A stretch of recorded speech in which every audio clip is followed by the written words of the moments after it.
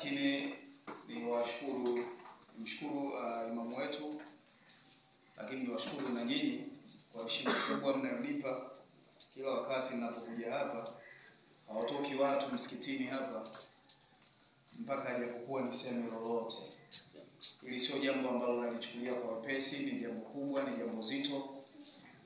Ake uongozi unaweza kuja tu, lakini ukaona uongozi na watu wanaweza kuambiwa wasubiri na wakasubiri kweli kukusikiliza, hilo ni jambo la kusema alhamdulillah.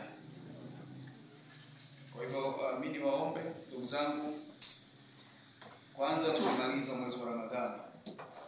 Mimi nilianza kufunga nikiwa na miaka 8.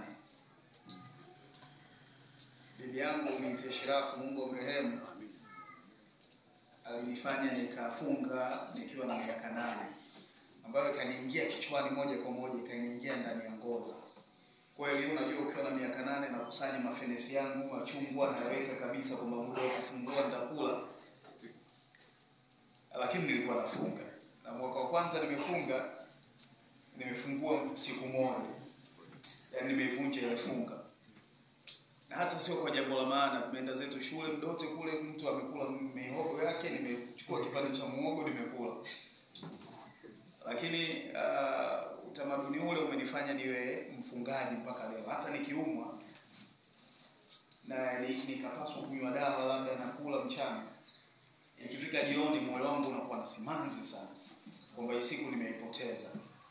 Na japokuwa huwa nalipa, lakini bado sioni kama ina thamani ile kama ningefunga ukiwa na mwezi wa Ramadhani. Kwa ni jambo la kumshukuru Mungu. Sio watu wote wanaweza kufanya hivi. Naamini funga zetu zina mitihani. Humu tunapopita hakujaislamishwa kote.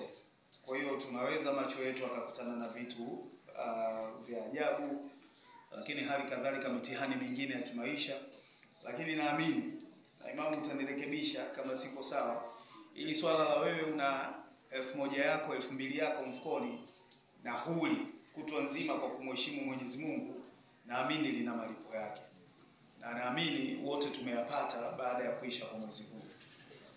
Moyo wangu huwa mzito mwezi wa Ramadhani unapokwisha, na inanichukua muda hata ile kuweza kula mchana bila kujikumbusha kwamba bwana hujafunga. Kwa hivyo naamini na nyinyi imeingia moyo wangu. Lakini kubwa ambalo naamini mtaondoka nalo kwenye mwezi huu ni yale ambayo mwezi ulikuwa unatukataza na mwezi unatuelekeza kuyafanya. Yale ndio maisha ambayo tunatakiwa tuyaishi kila siku. Ukiondoa lile la kula, haya mengine ya kuepukana na tamaa za kidunia, za kuhakikisha tunafanya mema, tunaepuka kufanya maovu, ndio mambo ambayo mwezi huu unatakiwa utufundishe, na hata unapoondoka sisi tubaki na tabia hizo. Kama tukiweza kuishi angalau kwa nusu ya yale mwezi wa Ramadhani unaotufundisha kwenye miezi ya kawaida, hii dunia itakuwa eneo salama sana kuliko lilivyo sasa hivi.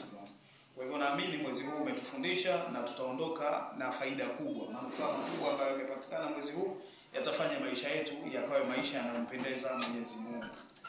Ama baada ya kusema hayo, niwatakie kila laheri.